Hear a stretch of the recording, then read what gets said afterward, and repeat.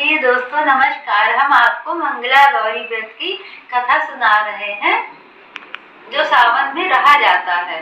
इसका व्रत और पूजा सावन के महीने में किया जाता है।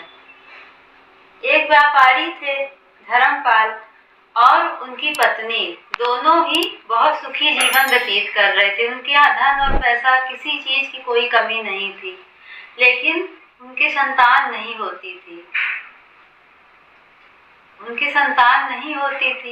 इसलिए वो दोनों बहुत दुखी और परेशान रहते थे। एक दिन दोनों जन साधु के पास गए। साधु से बोले कि हे महात्मा, मेरे बच्चे नहीं हैं। मेरे पास पैसा धन बहुत कुछ है, लेकिन मेरे पास मेरे बच्चे नहीं हैं, मतलब बच्चे हुए ही नहीं कभी। उन्होंने कहा कि ऐसा है, आपको बच्चा तो होगा, लेकिन आपका बच्चा 16 साल में मर जाएगा। 16 साल का बाद होने के बाद खत्म हो जाएगा, क्योंकि उसे एक सांप काट लेगा। उसकी अकाल मृत्यु लिखी हुई है। साधु के कहने के अनुसार उस व्यापारी के यहाँ एक पुत्र रतन की प्राप्ति हुई। वो बच्चा धीरे धीरे बड़ा होने लगा। इसी तरह धीरे धीरे वो 13-14 साल का हो गया।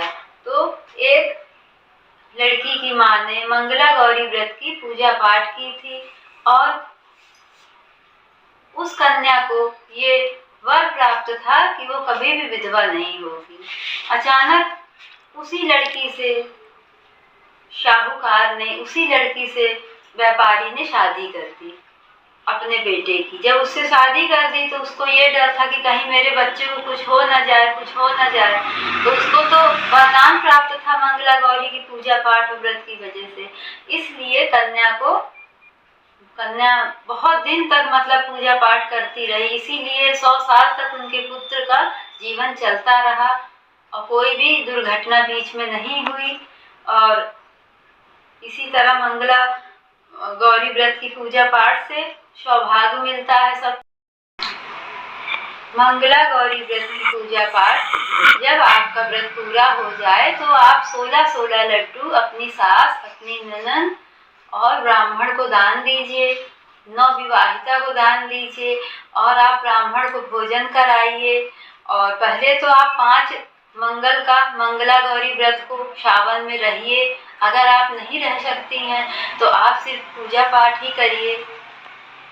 इसके बाद आप सुबह दूसरे दिन गौरी मैया को फिर गंगा में जाके विसर्जित कर दीजिए।